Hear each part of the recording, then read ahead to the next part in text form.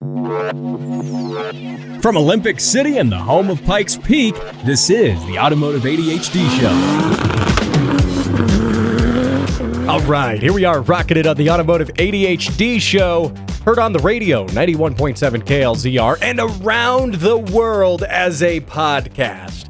My name is Matt West. I'm here to hang out, talk cars, and oh boy, do we have quite the packed show this week. There is a whole lot of stuff to talk about. These past couple weeks have been no shortage of interesting things. And I will say, though, before we get into any topics, I have had quite the afternoon helping out a buddy with a VQ40 in his Nissan Xterra, doing a job that requires taking off the timing cover. Oh gosh, oh man, that's all. You know, it has caused me to have a whole new respect for Nissan owners. But before we get to that, we got a lot of fun things to talk about, namely Toyota and the GR86, as well as the new BRZ. It has a major problem. I talked about this last week, I hinted towards talking about it last week. It's got a major problem that's resulting in the catastrophic failure of their engines. That's not good, and Toyota isn't very excited to warranty this either, as one owner found out.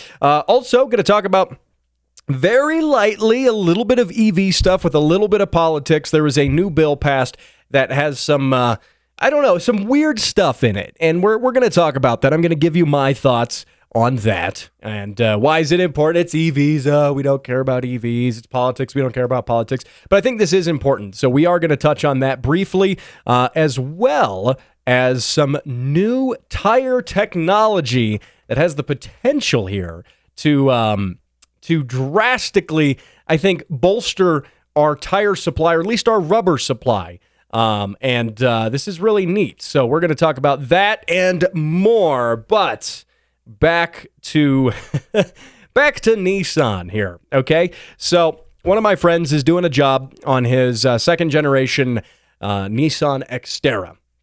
And that car has the VQ40 engine. Nissans, of course, are famous in the past couple decades for the VQ series of engine. They are a V6 with dual overhead cams, variable valve timing, all the fun modern stuff. And they're also, widely made fun of in the car world for sounding a little bit like Chewbacca when they're straight piped. I mean, come on. We all know that kid who's driving a Nissan 350Z and he's rapping it all the way out at 2 a.m. with straight pipes. Sounds like Chewbacca. I'm telling you, it does. I'm sure you're picturing exactly what I'm talking about. You have heard those cars, and that's the VQ series engine. Now, the VQ40 is the 4-liter variant of that in the Nissan Xterra. And the timing cover on this thing had to come off for a number of reasons. And, oh man, that was quite the job getting that timing cover off. And I swear, that engine is designed to only be serviced when the engine is out of the car. There were so many different bolts and things and brackets that you really can't reach or get to when it's in the car, and other bolts covered up by heat shields that suck and that you got to get the heat shield off. But to get the heat shield off, you got to get access to that area, which really means you just got to take the engine out of the car. And but it was a pain. We did get it. We got it, even with some rusty stuck bolts, even having to grind a slot into a bolt and use a chisel to pound the bolt off. Like, we've had to do all sorts of stuff with it. And I will say, it has given me a new respect for Nissan owners, right? We like to make fun of, those 350 drivers and sometimes 370 drivers. They are good sports cars, I will say. But, they sometimes are the butt of jokes. And I think that might be a little bit rude, considering now I'm not a Nissan owner. But this has given me some insight into what it's like to be a Nissan owner and dealing with that stuff, especially one who, has to work on their own cars. And I can't believe how tight everything is with that VQ40 in an SUV. That's a big car. It's not a small car. I get maybe in the 350 and the 370Z. Those are sports cars. Everything's packed in there. Everything's really tight for weight distribution and, power to weight ratio and all that stuff. It's all crammed in there. This is an SUV. It's big. It's built off of a truck chassis, basically. And it's still that tight. I don't know. That's just... So I attribute this, and I was joking with my friend while we were working on this, that this is all Carlos Ghosn's fault. And if you're familiar with Carlos Ghosn, you might know the story of, bad money and embezzlement and fraud, and then breaking out of jail and escaping the country. This is crazy stuff. And here's some quick backstory for you, just because this is a fun side note. Carlos Ghosn was the first non-Japanese CEO of Nissan. And I won't give you the whole thing. I could do an entire show on the story behind this guy because it's that bonkers. But long story short, he was the first non-Japanese CEO of Nissan. He did a lot of things, laid a lot of people off, but he did make some profits for the company, and then was accused of doing all sorts of nasty things with money, and then was arrested by the Japanese government and put in Japanese jail. And then what happens is he hires some former military guys as contractors to break him out of jail, put him in a crate, and put him on an airplane and sneak him out of the country, which he did successfully. Basically, in a suitcase is a big container that they put him in, but essentially sneaking him out of the country in a suitcase to another country where he's now been taking asylum in. And you know what? He was the one who made all the cost cutting and all the decisions at Nissan when this VQ40 was designed, when it was put into that Xterra, when all these stupid design decisions that make this thing impossible to take apart, which maybe I'm over-exaggerating it a bit. I'm sure a Nissan tech is like, no, you just do this and you just take the engine out and then you can get to all this stuff. Well, yeah, there's your problem. You just take the engine out and then you can get to everything. Now, granted, how difficult it was to get to everything makes me think that, honestly, it probably would have been easier just to start with taking the engine out. I mean, honestly, it was a big pain. But I was joking with my buddy, tying this back into Carlos Ghosn, that, what we ought to do is we ought to go find Carlos Ghosn, and I'm sure there's some bounty or something on him. We ought to go kidnap him, and then instead of turning him over to the authorities, no, this plays out like a movie, right? He wakes up in a dark room with a single light going over his head. A couple guys pull the bag off of his head, right? He's tied up. And instead of, wanting ransom money, instead of wanting any of that, no. Sitting there in front of him is a VQ series engine and a toolbox. And then he's told, yeah, take it apart. See how you like it. Okay, just in case anyone is worried, no, we're not actually going to kidnap Carlos Ghosn. But gosh, that would be... I'm just saying, that's what these are the sort of rage-filled delusions that cross your mind after you've busted your knuckles for the 15th time on the same stupid bolt that doesn't come out because the stupid power steering rack is in the way and you can't even pull the bolt out all the way without lifting the end. It's so stupid. Oh my God. Anyway, I digress. I have new sympathy for Nissan owners, though. So anyway, there you go. Now, I want to move on to something else interesting here, which is tires. We all love tires. Some of us love burning and roasting tires a little more than others. But there is some new tire technology out, and you might have noticed this if you were watching the IndyCar race in Nashville a little over a week ago. And some of the cars had green sidewalls. What's that? Why is it green? And that's because there's a set of tires being branded under the Firestone Firehawk line of tires that is made with rubber not from the rubber tree, and it's not synthetic. They have devised a new sort of plant to get rubber from. And this is interesting. So a little bit of a recap on tires, which is that, and you might be saying, well, hey, what rubber? I thought we had synthetic rubber on our cars. And we do. We do have synthetic rubber in portions of the tire.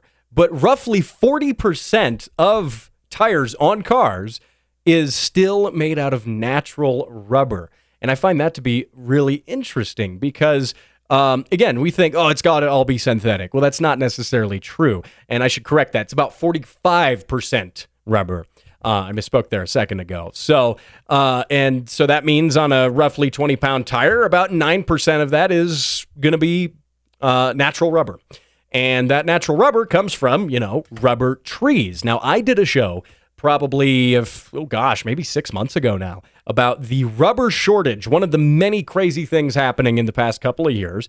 And that is that there is a parasite that is damaging, that is killing the rubber trees that are growing in different parts of the world. And rubber trees grow in very specific environments. They need a very specific amount of humidity, heat, and all of the above. And they have also come under attack from all sorts of, nasty stuff that is killing rubber trees. Also, politics have played a role too, with rubber becoming less accessible. So in the past year, we have seen a downturn in our actual natural rubber supply. And if you want more insight into that, I can encourage you to scroll back through your podcast feed and check that out. And you'll find it there. You'll find it. That's the great thing about a podcast. I love doing my radio show, and then I do the podcast as well. Well, the radio show plays over the radio once, and if you're listening to it, live, you catch the radio show. But the podcast, you can always go back. If there's something you missed, you can always find it. And but anyway, so what's interesting about this new technology, and Bridgestone has been the one pioneering this predominantly. In fact, they've invested about $100 million into researching how to use a new plant. And this plant is called the Waiuli shrub. Sounds weird. Now, it's pronounced Waiuli, but it's spelled with a G and Y and U and all sorts of strange things that don't make any sense. But it grows predominantly in the southern part of the United States, in the desert.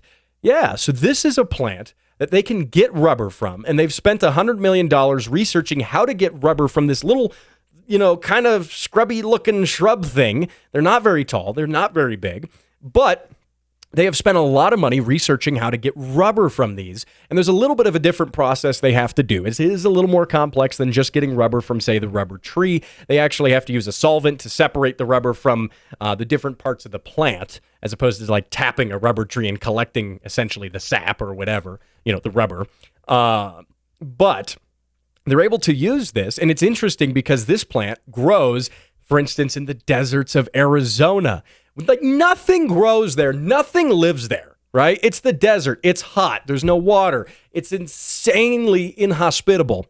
And yet this little plant is able to grow there, and they're able to grow enough of these to make tires out of, which is absolutely crazy when you think about how picky rubber trees are for their growing conditions and how specific you have to be for growing rubber trees. Not to mention, too, that rubber trees take several years to grow to a mature enough state that they can actually tap them for rubber, as opposed to these plants, which do not require nearly as much time. And Bridgestone even maintains now a 287-acre farm at its research plant in Arizona. Again, growing this in Arizona and other places like that. You know how much of the United States has just, really unfriendly desert land? And, in South America and other places, there's, you're not growing rubber trees there. And in fact, you're not growing anything there. You're not growing crops for food. You're not really doing a whole lot.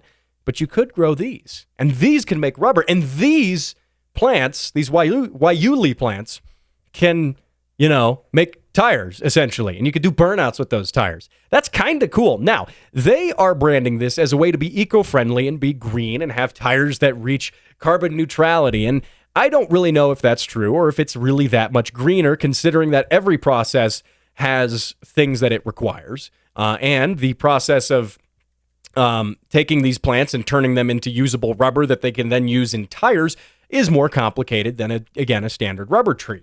So I don't know if that claim is necessarily true, that they're more eco-friendly, but what's important here is that it is another source of rubber. It is diversifying our sources of rubber. On last week's show, I talked about diversifying sources of energy, why it doesn't make sense to get rid of gas cars to have electric cars, and vice versa. We should have both. Use everything that we have available to our advantage so that if you lose any one source, you're not completely up the creek without a paddle, you could say. You're not totally hosed. So, and that makes sense, with the rubber trees, with there being issues, political issues, with there being environmental issues, and with there being a evil parasite that eats the rubber trees, it makes sense to have another source of rubber that isn't affected by any of those things. And say something happens to the Waiuli plants. Okay, we still got the rubber trees. Something happens to the rubber trees. We still have these. And then on top of that, we still have synthetics that get blended into all of this for the tires. And I think that's really cool. I think that's a interesting idea, and also another interesting way to bring some more industry to the desert. Again, a part of our country here that doesn't have at least a lot of crop industry. They might have a lot of other things going on down there, but it's not usually growing crops. That's not something you normally associate with the desert. So I think this is a cool piece of technology. Bridgestone estimates that they're going to have this progressively more and more as time goes on.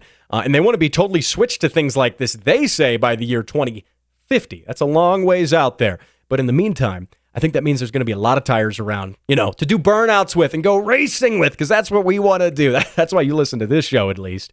So anyway, very, very cool stuff there. I'm interested to see this as it becomes a cheaper and more available thing, and as it grows as an industry. That's going to be pretty cool, just saying.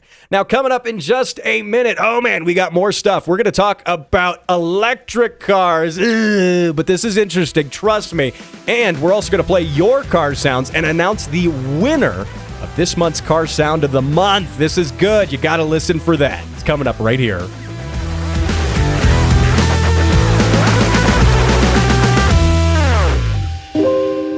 Every day, thousands go without the ability to buy necessary and life-saving parts.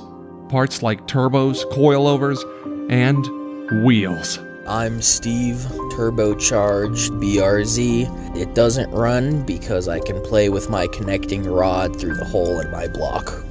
Project cars sit unfinished, waiting for parts, collecting dust. My name is Todd, and I bought a rotary. It's okay, bro. We'll swap it. But no more.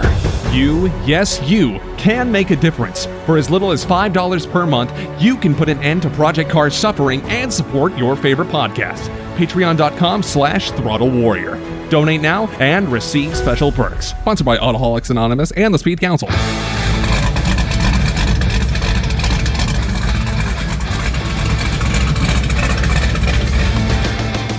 All right, that is Devin's LS-swapped Volvo 240. You heard it last week. A clip of it with the supercharger whine and all of that good stuff. That's a different clip there that kind of features more of that choppy exhaust note that thing has. Okay, so you can hear that's got a whole lot of cam in it. That's got a blower. You can't hear the blower noise in there quite as much, but it's also got nitrous and water meth. How's that for a Volvo 240? I know, that's super cool. By the way, those car sounds, if you want to send them in, you should send them in. It costs you nothing, and you get to have your car sounds played on the radio and on the podcast. How cool is that? And, you also get entered for a chance to win the Car Sound of the Month giveaway. And I delayed that by 2 weeks just to get a new prize in now. And I'm going to be announcing the winner of that here coming up in the third segment of the show. So you got to stick around for that. If you sent those car sounds in, just saying, that could be you. You're going to have to listen and find out. It's going to be really cool. So, and of course, if you do want to send those car sounds in, be in next month's drawing, well, you can do that. Facebook.com/Automotive ADHD.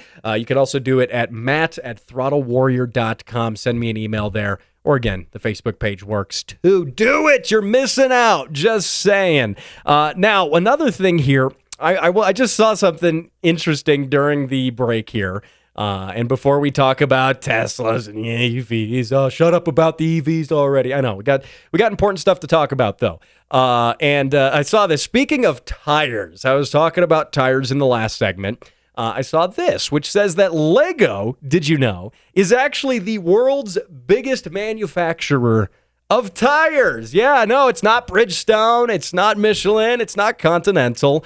No, not at all. Lego. In fact, going all the way back to 2010, they hold the Guinness World Record for the most amount of tires produced. And that's when, in 2010, they made 381 million itty-bitty little tires for Lego cars. And, fun fact, those Lego tires are 100% made out of rubber, as opposed to this stat I gave you earlier. About 45% of actual car tires are, well, the 45% of the tire itself, rather, is made out of natural rubber. No, these are 100%. These are authentic, and they're tiny, and they're perfect for super cool little Lego car builds. I love that. How cool is that? And you know what? The tires are probably, the Lego tires aren't as bad to step on as the Lego bricks. Just saying, it's not as life-ending if you step on the Lego tire. instead of a brick. I'm just throwing that out there. So, hey, there you go. Now you know. And if you already knew that, then I guess you're ahead of me. Maybe you should be hosting this show. So anyway, I want to touch briefly. We'll make this kind of quick and painless. There was and I'm going to talk a little bit about the politics of electric cars because there's some weird stuff going on. There's a little bit of information about the new so-called Inflation Reduction Act, and this has a bunch of nonsense that is not pertinent to cars, and I have opinions on it, but they're not fit for a car show. And that said, what it does have on it relating to cars is the $7,500 EV tax credit. And that is making a comeback. Now, previously, that EV tax credit was only available on certain models up to 200,000 units made by the manufacturer. If the manufacturer made more than 200,000 units, then you would no longer be eligible to any of those vehicles after that would not be eligible for the tax break. Now, what has changed here, this bill, which was split down the middle. There was a complete tie on it with Democrats voting for it and Republicans voting against it, but it did win by one vote, the tiebreaker vote, which comes from the vice president. So that was a 51-50 vote, and it includes this $7,500 tax credit. But what's interesting about this and why I'm talking about it is the tax credit currently, if this is actually signed into law by the president, it made it through the House, the Senate, if it is actually signed into law by the president now, it will actually include no current EVs on the market. And hat tip to The Verge, a tech publication, for pointing this out. But as it stands, there are 72 EV models available on the U.S. market right now. And only 70 of those, or 70% of those models, I should add, are actually eligible for, I got that backwards here. Only 70% of those are ineligible, I should say. Mixing up my words here. I know, I talk for a living, right? But 70% of those 72 models are ineligible for any tax credit whatsoever, and that's because of where the batteries come from. And it turns out that batteries produced with anything relating to China or other countries that maybe aren't on the best grounds with the United States in terms of trade and other things are not allowed. And vehicles that feature batteries made by those countries or with materials from those countries are not eligible for the tax incentive. So that is a whole lot of cars. That is a majority of EVs aren't actually eligible for it. Now, what this is going to mean is if this passes, manufacturers are going to be scrambling to get battery production going here domestically in the United States. And they're going to be scrambling to do that. In fact, some manufacturers are already putting down plans for battery production plants here in the United States. Now, I will say this bill isn't as kooky and crazy as when I commented on the first iteration of it back in December. Longtime listeners of this show might remember, what is that, 8 months, almost 9 months ago, I did an episode talking about the bill and how ridiculous it was that they were excluding certain auto manufacturers for not being American, even though those manufacturers, Toyota's a great example, even though those manufacturers were making cars and perhaps making EVs in their American production plants made by American workers and employees on U.S. soil, but because the company wasn't American and they weren't part of a certain union, it wouldn't be eligible for the tax benefit, which doesn't make any sense, right? If your goal is to increase environmental friendliness by making people drive EVs, which that's still arguable in itself. But if that's your goal, and then you're excluding people based off of, because they're not in this union or because the car wasn't made by a company that's American, even though it was actually made in America by American employees. Now, if you're doing that, that tells me your goal is not actually what you say it is. But I digress. That's getting almost too political for a car show. However, it's interesting to see here how many companies will try to get on this American bandwagon. It probably, for production, that is, battery production, I should clarify. That probably will be good for jobs. That might have some benefits there. Now, the question is, should this EV tax credit exist at all? And I would argue that fundamentally it shouldn't, because it's exclusionary to EVs. So if you have a piece of technology that comes around, say you have a hybrid. Say you build the best hybrid car and it's the most efficient, but it uses some gas and maybe some electricity, but it's more efficient than anything else and it's more environmentally friendly and the production of it is, the safest and the best and all of these things. It could be the best one in the world, but because it's not exclusively an EV only vehicle, it would not be eligible for the tax credit, which is supposedly to help people have EVs and be environmentally friendly, but it would be ineligible for that too. So is any company going to make that sort of thing if they know that it's not going to be, if that no one's going to buy it because no one's going to buy it because they're not going to get the tax credit. People are going to buy things that are eligible for the tax credit because that's like a free $7,500 off of the MSRP essentially. And so it's exclusionary to other technologies. You could have a piece of technology, maybe they do something where hydrogen or whatever. I'm just saying hypothetically as an example. All these technologies have a trade-off. But imagine you just, for the sake of argument, that you suddenly came out with the best technology, that there was no drawbacks, nothing. It was the most efficient. It was the fastest, the cheapest, the bestest. And then it wasn't electric, though. And it'd say it wasn't. It was all of those things, but not electric. Well, you wouldn't get the tax credit for it. And that's where I think the issue with this comes from. That reflects my views. At least I'm consistent with my views, but that reflects my views from back in December when I did that show, way back when now.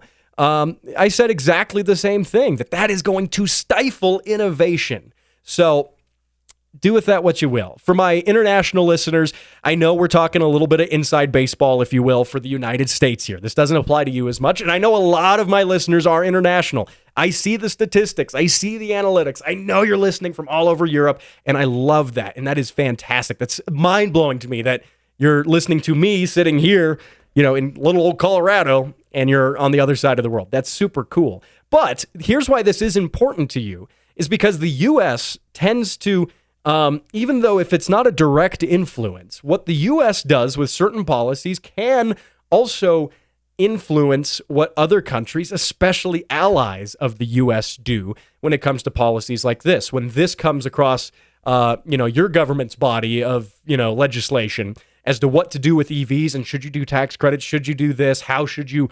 how should your government deal with this new technology? A lot of times, countries might follow in suit with the U.S. purely because they're allies, or maybe just because that's the thing to do because the U.S., being a big old country, did it first. Who knows? I'm just pontificating, if you will. But that's why, even though this is still, more relevant for listeners here in the United States, even for my friends outside of the country, it's as important to think about. So anyway, I won't bore you anymore with politics or EVs. There have been too many EVs on the show. It's been like 3 weeks in a row. I've had some EV topic. Now, we want race cars. We want burnouts. We want all of the above. And one car that is able to do all of the above is maybe having some issues. Yeah, this is the latest from Toyota. The new GR86 seems to have a problem, and Toyota's not being very cool about it. And I like Toyota as a company, but I'm not afraid to call them out on it. We're going to talk about exactly what that problem is, why it matters, and what maybe Toyota should do about it. Now that's coming up next. And now for how things work with an engineer. CVT transmissions. And that was how things work with an engineer. For more of how things work, go to patreon.com/throttlewarrior.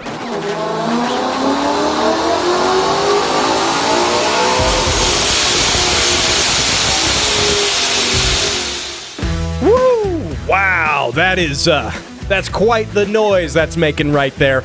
That car sound is courtesy of listener Weston. That is his 2011 5.0 Coyote Mustang with a Paxton supercharger. That was a clip of it on the dyno. He said making 700 horsepower to the wheel. How cool is that? I mean, that wheel horsepower is always lower than the crank horsepower. 700 to the wheel is a respectable amount of horsepower by any metric, and that's a whole lot more at the crank, and that's super cool. Now, of course, I mentioned that I am going to be announcing the winners of this month's Car Sound of the Month giveaway. We'll actually really have two winner announcements pretty close to each other because I delayed. This is technically for last month, I guess. I guess you could put it that way. I delayed the giveaway announcement, for a couple weeks so that I could get the prizes and get everything sorted out with that, because I'm adding something to the prize pool that you're already getting. I'm not taking anything away. You're just getting more stuff.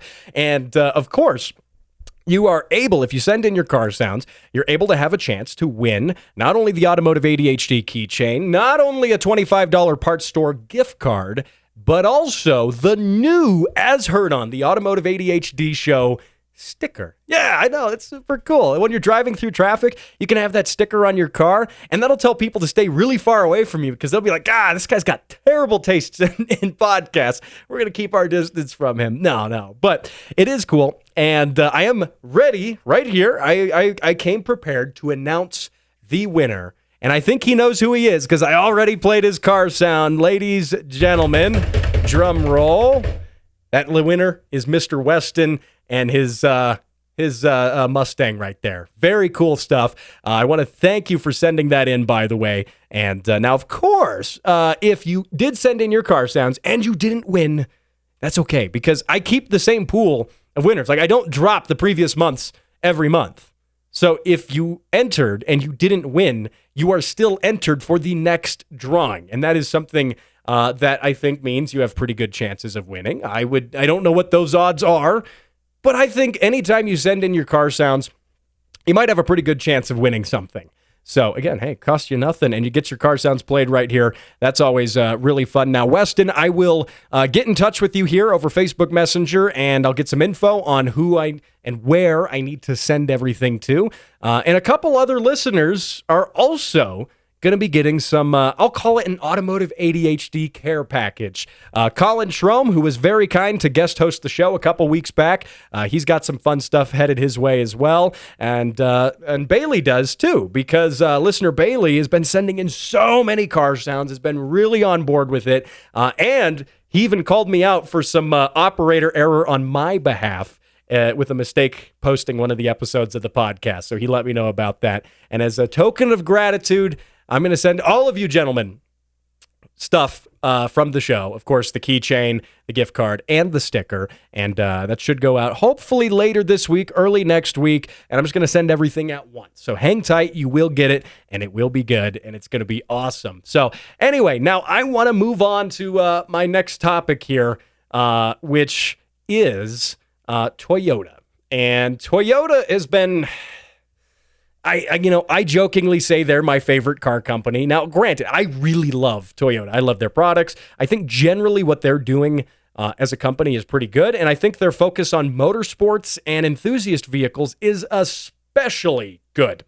Now, that being said, they are not immune to doing wrong, and you know that I am not afraid to call them out on stuff either. For example, when they did that really wacky thing where they said, we're going to charge a subscription fee if you want to use your key fob to unlock the car. Like, what? That was totally left field, totally bonkers. And the nice thing about Toyota is they tend to listen to their customers. They got big backlash on that, and they changed their mind. Now, what's happened, and you may have heard about this already, it's been making some splashes in the automotive world with the new GR86, the second generation of it now, which also is the twin of the Subaru BRZ. Subaru and Toyota have built these cars as a collaboration, with Toyota doing much of the chassis and R&D for that, and a lot of the body and the suspension, and then with Subaru providing the drivetrain. These cars have a flat 4 engine. These ones, the new series of these vehicles, have a 2.4 liter flat 4, horizontally opposed 4, as opposed to the previous generation's 2 liter. And that's where the engine is where the issue stems from. And so this happened to a gentleman a little bit ago. His name's Blake Alvarado. He has a 2022 GR86 with 13,000 miles on it, and he blew up his engine after an autocross event. So he said, what the heck? I'm going to take it to the dealer, get that warrantied. Well, they declined his warranty claim because he had been using it on track, which I understand companies have to limit their losses. Track use can be very abusive sometimes. However, something run by a sanctioning body like the SCCA, which hosts most of the autocross stuff, autocross is very, very easy on cars. Wear and tear wise, autocross is probably one of the easiest motorsports you can get into, and that's least hard on the car. Now, the actual being competitive at being fast in autocross is anything but easy because the people who do it are very good at what they do and are very dedicated to shaving tenths, even hundredths of a second off of their times. Now, for the unfamiliar, autocross is a small technical handling course, usually laid out with a bunch of cones. It can be done in big parking lots, on airstrips. It doesn't need a whole racetrack. It's usually pretty low speed as well. Most autocrosses don't exceed 60 miles an hour. Again, it's all about precision and technicality.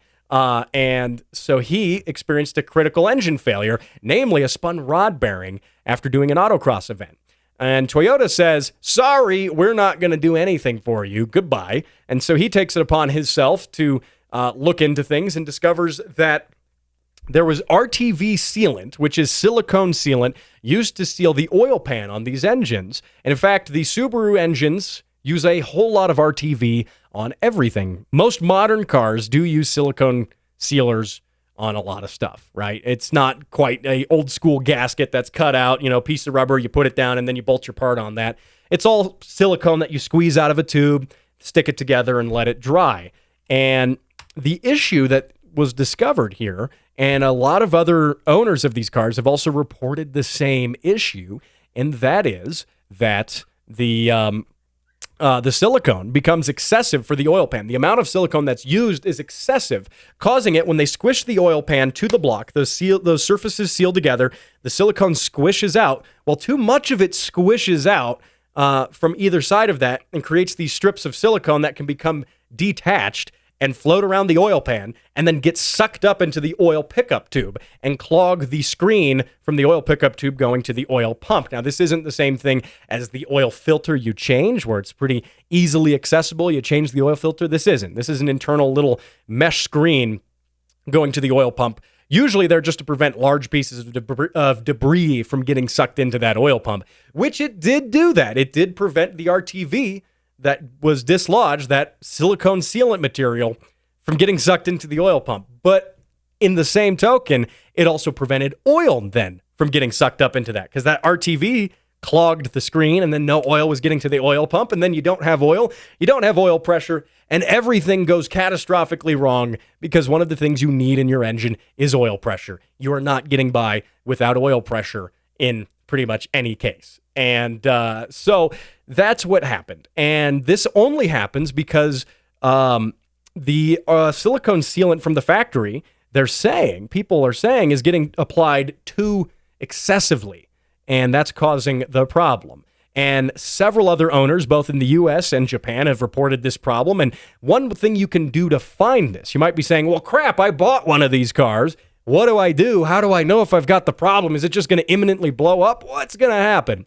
And a good way of kind of figuring this out and figuring out what you need to do comes by way of a YouTube channel by the name of CM Autohaus, which has a host who is a ASE certified technician who specifically used to work for Subaru. Remember, these engines are Subaru engines, and he says the best thing you can do is getting a video borescope, a camera on a long little bendy line, one of those, and sticking that up the oil pan, the drain plug. You drain the oil out, you stick that up the drain plug, you look around in there, you look if you got excessive silicone buildup squished out from between the oil pan and the block, and then you can also snake that up and see into the oil pickup and see if there's a bunch of silicone caked up there. And that's what you don't want. If you have that, you should take the whole thing apart. Well, you don't have to take the whole engine out, but you drop that oil pan, clean all that silicone off, re-silicone everything, but don't use as much, and then you stick it back together. The good news is, if you catch this problem early, it's not going to be an engine out service. This is something you could do in your driveway with some hand tools. You could get away with doing that. Now, obviously, if you don't catch the problem soon enough, it's going to grenade the motor, and you're going to spin the rod bearings like Mr. Alvarado experienced. And what is Toyota doing about this? Well, they denied his warranty claim, and he's appealing that and trying to get that settled. Even though he has now purchased an engine out of pocket and is doing the work himself, he's trying to get that settled. And in the past week, Toyota hadn't acknowledged it for about a week, and now they sent out a statement saying, quote, "The Toyota GR brand is driven by enthusiasts and focused on delivering incredible experiences wherever the driver may take their vehicles, including the closed course settings for which their vehicles are designed, so long as they are driven in a manner that falls within the terms of the warranty." Again, their initial denial of this warranty claim, I think, shocked a lot of people, because you see ads and all of the marketing material for the GR86 being entirely surrounding track racing and having fun with the car and being on the racetrack and all this good stuff, and then suddenly you take the car on track and they deny a warranty claim for something that clearly is a problem outside of the track use. The silicone issue is entirely removed from driving your car on the track, completely so. And that's where I think a lot of people were shocked by that. And I think they're going to reverse their decision. I hope they do this guy, Mr. Alvarado. I hope they do him well. I hope, they're known for listening to their customers, but they're not immune to getting called out when they do dumb stuff, right? Everyone makes mistakes, and hopefully they can fix their mistake here. And also perhaps issue a fix or some sort of technical service bulletin when it comes to the silicone issue. Now that really, insert Subaru joke here, but really that is Subaru's fault. They designed those engines, and Toyota here is probably just sitting there thinking to themselves, oh God, why did we use a Subaru engine? No, I'm kidding. All the Subaru guys just tuned out of the show and went back to driving around and vaping or something. I don't know. No, I'm kidding. But no, I think Subarus, while they're also the butt of jokes for a whole lot of things, they can be very fun. But this issue, not a good one. Overall, though, where's this going to be with the Toyota, this generation of the Toyota GR86 and the BRZ? 5 or 6 years from now, they're going to keep making them. There's going to be a footnote in here. They're going to fix this. No problem. I think it's going to be okay. It's just, it makes you wonder as an owner, right? Like, I don't own one of these cars, but if I bought one new, it would make me wonder, hey, I want to take it to an autocross, because that's why I bought a fun, cheap, entertaining sports car, and that's how they market it, as being something you could take to track events and do, racing with.